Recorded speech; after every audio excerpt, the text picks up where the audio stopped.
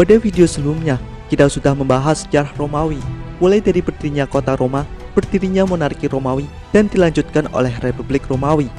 Kemudian, pada kali ini, di video yang lumayan panjang ini, kita akan membahas fase baru dari sejarah Romawi, yaitu Kekaisaran Romawi.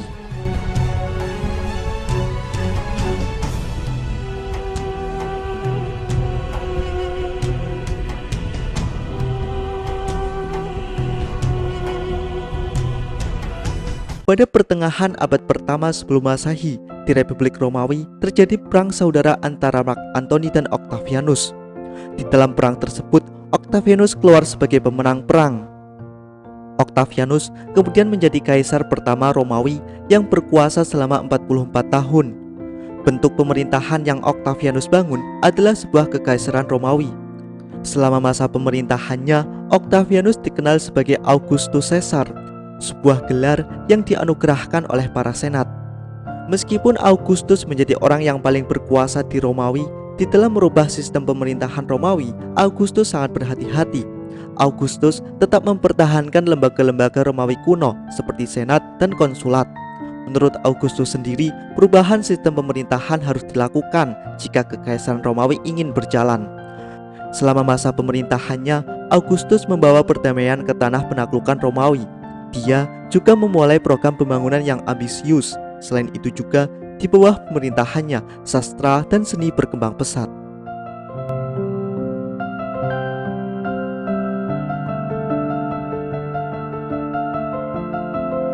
Pada tahun-tahun awal pemerintahannya, yaitu pada tahun 29 sebelum Masehi, Augustus mendapati dua pandangan yang bertolak belakang, yaitu antara ambisi pribadinya dan intrik di dalam aristokrat. Sebenarnya, Augustus memiliki kekuatan militer untuk menegakkan ambisinya itu. Akan tetapi, Augustus lebih memilih untuk melegitimasi kekuasaannya dengan menggunakan bentuk pemerintahan tradisional. Salah satu caranya adalah dengan memegang jabatan konsul. Augustus kemudian dipilih menjadi konsul sampai tahun 23 sebelum Masehi. Selain itu, Augustus juga dianugerahi berbagai kekuatan khusus selama pemerintahannya.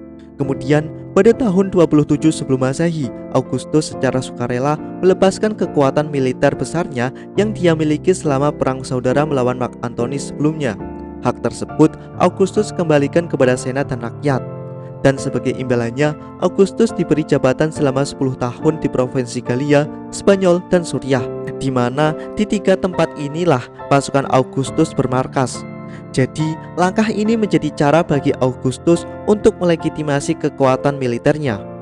Kemudian, Augustus juga diberikan kekuasaan di dalam pengadilan selama seumur hidup. Kekuasaan ini dapat memungkinkan Augustus untuk mengumpulkan senat, mengusulkan mosi, dan juga memveto keputusan yang telah dibuat oleh senat dan majelis rakyat. Selain itu, di dalam senat, Augustus diberikan kekuasaan untuk mengatur jumlah dan persetujuan keanggotaan senat.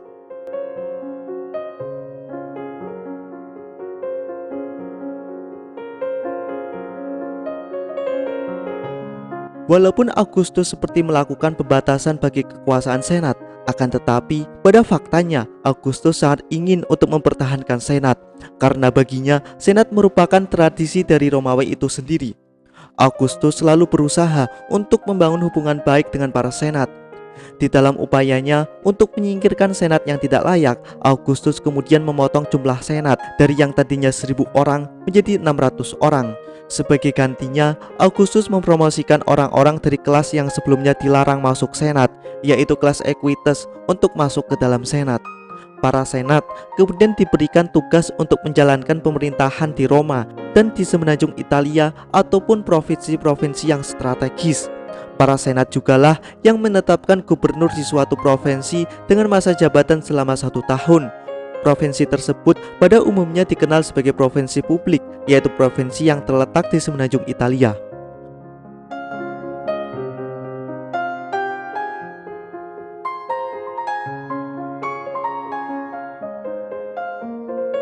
Augustus mengatur semua provinsi non-publik. Provinsi-provinsi inilah yang dikenal sebagai provinsi kekaisaran. Gubernur di provinsi kekaisaran ditunjuk langsung oleh Augustus dengan masa jabatan selama yang dia mau. Selain itu, provinsi-provinsi ini memiliki garnisonnya sendiri. Terkadang juga orang-orang yang bukan anggota senat diangkat menjadi gubernur provinsi kekaisaran. Pada masa ini juga di provinsi Yudea terjadi penyaliban Yesus Kristus. Provinsi kekaisaran yang paling penting bagi kekaisaran Romawi adalah Mesir. Di Mesir tersimpan harta dari dinasti Ptolemus yang begitu banyak dan berharga. Oleh sebab itu, khusus di Mesir tidak diizinkan seorang gubernur memiliki legionnya sendiri. Mengikuti contoh dari Julius Caesar, Augustus mendirikan banyak koloni di seluruh wilayah kekaisaran. Koloni-koloni tersebut dihuni oleh para veteran tentara. Di pemukiman-pemukiman tersebut, setiap penduduk merupakan warga negara Romawi dan bentuk pemerintahan sipilnya meniru pemerintahan di Roma. Dengan adanya koloni-koloni tersebut menyebabkan penyebaran budaya Romawi mencapai wilayah terjauh kekaisaran. Selain koloni, jenis pemukiman lainnya adalah civitas. Civitas merupakan komunitas otonom yang memiliki pemerintahan sendiri yang seluruhnya terdiri dari warga non-Romawi. Mereka berada di bawah gubernur provinsi dan diwajibkan membayar pajak ke Roma. Ketika civitas semakin menyatu dengan kekaisaran, maka statusnya berubah menjadi munisipia. Pada munisipia, warga kotanya dapat diberikan kewarganegaraan Romawi. Semua provinsi kekaisaran Romawi diwajibkan membayar upeti ke Roma. Hasil dari upeti ini dihabiskan untuk biaya militer kekaisaran, perlindungan kekaisaran, perluasan layanan sipil, dan pengembangan lain yang dilakukan oleh Augustus.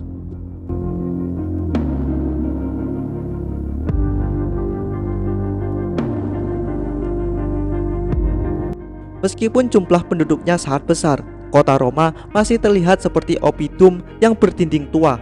Kota Roma pada waktu itu penuh sesak, kotor, dan banyak bangunan publik yang telah rusak. Kemudian pada masa pemerintahannya, Augustus memerintahkan agar kuil marmer dibangun di pusat kota dan mengganti forum yang telah lama. Selain itu juga, Augustus membangun akses jalan yang lebih baik di kota. Ia juga mengeruk sungai Tiber untuk menghentikan banjir tahunan di kota Roma.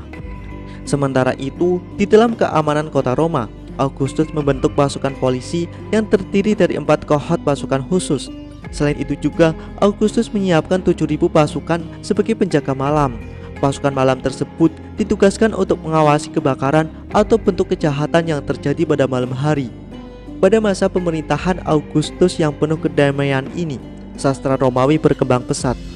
Di bawah perlindungan dari Augustus dan Mesinas, berbagai penulis Romawi terus bermunculan untuk menghasilkan karya-karyanya. Di antaranya akan menjadi terkenal sampai hari ini, seperti penyair yaitu Virgil, pakar budaya yaitu Horace, ataupun sejarawan yaitu Livy. Selain sastra, agama juga turut berkembang pada masa pemerintahan Augustus. Selama masa republik sebelumnya, di Romawi terjadi perang saudara secara terus-menerus, sehingga minat orang Romawi terhadap agama terus berkurang. Melihat ini, Augustus kemudian berusaha untuk menghidupkan kembali kehidupan spiritual orang-orang Romawi. Augustus kemudian mengganti kuil-kuil yang telah rusak dan yang tidak digunakan lagi untuk dirubah dan didirikan pantheon persegi panjang yang besar sebagai kuil untuk semua dewa. Selain itu juga, Augustus juga menghidupkan kembali Festival Ludi Secularis, sebuah festival di mana orang-orang Romawi bersyukur atas berakhirnya perang saudara dan menyambut sebuah era baru, yaitu era perdamaian.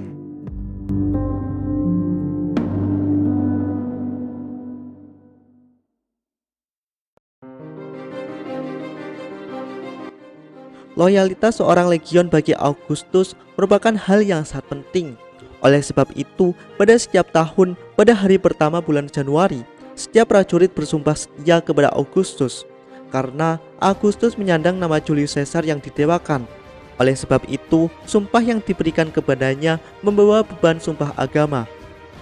Di dalam kemiliteran, untuk menghilangkan ketakutan akan kediktatoran militer, Augustus telah mendemobilisasi sebagian pasukannya setelah pertempuran Actium pada tahun 30 sebelum Masehi, dengan cara mengurangi jumlah legion dari yang tadinya 60 menjadi 28. Sekarang, jumlah total tentara tetap di kekaisaran Romawi menjadi 300.000 pasukan. Selain itu, Augustus juga mempertahankan korps angkatan laut di armada kekaisaran dan memiliki pengawal pribadinya sendiri yang disebut kohort praetorian. Dalam setiap legion dikomandoi oleh seorang perwira yang merupakan warga negara Romawi. pangkat teratas yaitu legates dan tribunes yang merupakan senator atau equites. Di bawah mereka adalah para perwira yang biasanya warga negara Romawi dari kota-kota madya. Tentara memainkan peran penting dalam konsolidasi kekaisaran terlepas dari penaklukan militer. Banyak perkemahan Romawi dibuat untuk mempertahankan kehadiran militer di suatu daerah. Permukiman ini meniru gaya hidup Romawi dan mereka sering berkembang menjadi masyarakat permanen mereka sendiri. Selama berabad-abad, beberapa dari mereka tumbuh menjadi kota-kota besar di Eropa pada masa sekarang. Menikah merupakan perbuatan yang ilegal bagi seorang tentara Romawi pada waktu itu. Akan tetapi, banyak dari mereka di kemudian hari menjadi ayah dari anak-anak yang nantinya akan diberikan kewarganegaraan Romawi. Para pensiunan tentara sering menetap di wilayah tempat mereka ditugaskan. Augustuslah yang menciptakan suasana ini dengan cara memberikan tanah gratis kepada para pensiunan tentara untuk membentuk koloni baru.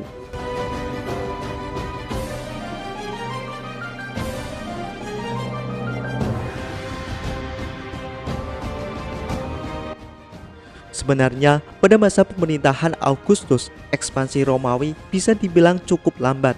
Di Spanyol, Romawi membutuhkan waktu bertahun-tahun untuk menentukan suku-suku terakhir. Kemudian, ketika Spanyol sudah dibersihkan dari suku-suku barbar, koloni-koloni baru di Spanyol mulai didirikan. Sementara itu di timur, musuh terbesarnya Romawi adalah Partia.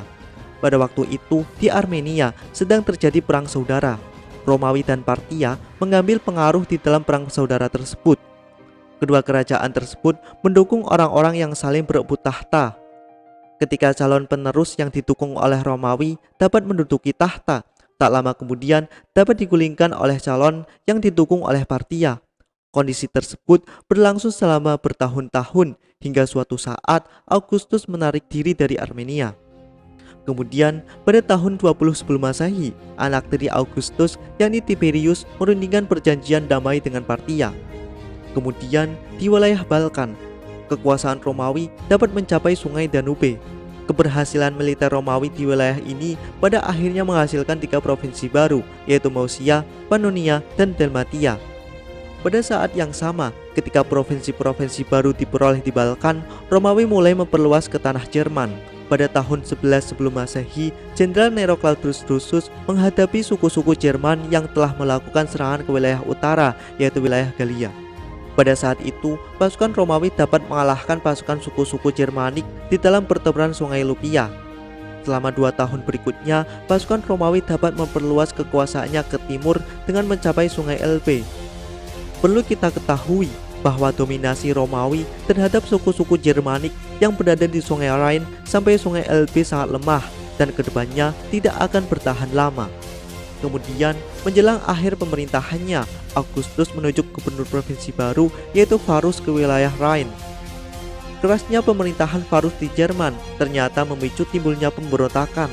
Suku-suku Jermanik kemudian bersatu di bawah seorang kepala suku muda yang bernama Arminius. Arminius dulunya pernah menjadi prajurit di tentara Romawi. Pada tahun 9 sebelum Masehi, Arminius memancing Varus dan ketiga legionnya untuk masuk ke area hutan dan rawa-rawa, di mana taktik militer Romawi tidak akan mampu melawan serangan suku-suku Jermanik. Pertempuran tersebut dikenal sebagai pertempuran hutan Teutoburg. Di dalam pertempuran tersebut, pasukan Jermanik berhasil mengalahkan legion Romawi yang pada saat itu dikenal sebagai pasukan yang kuat. Pertempuran hutan Teutoburg merupakan salah satu hal yang paling memalukan di dalam sejarah militer Romawi.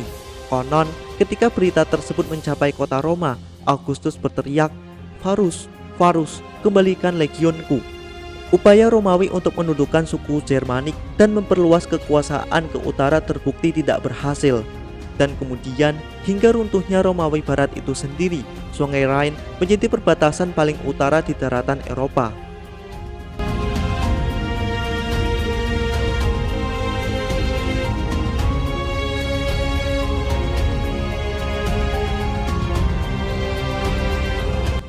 Augustus memerintah Romawi selama lebih dari 40 tahun dan selama waktu itu kekaisaran Romawi mencapai periode kemakmuran dan kedamaian yang tidak pernah terjadi di masa sebelumnya ataupun sesudahnya.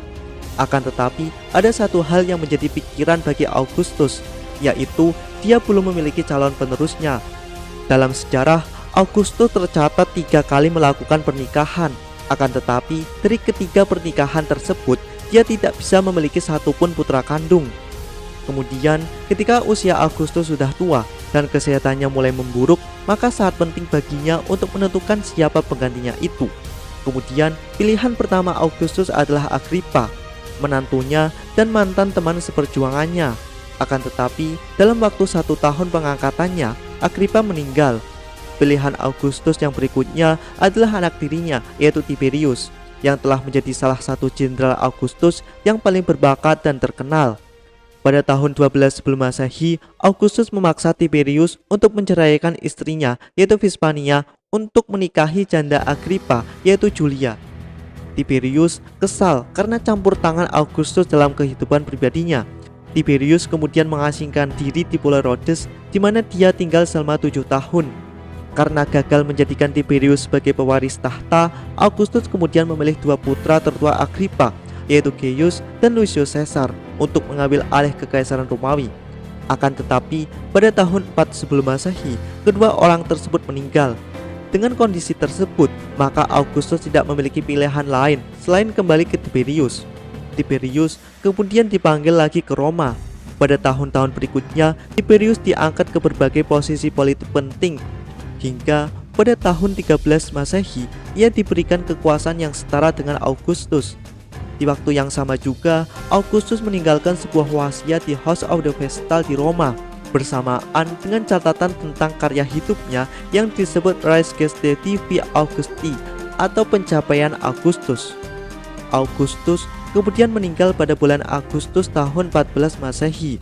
Sementara itu, Tiberius menjadi kaisar tanpa perlawanan.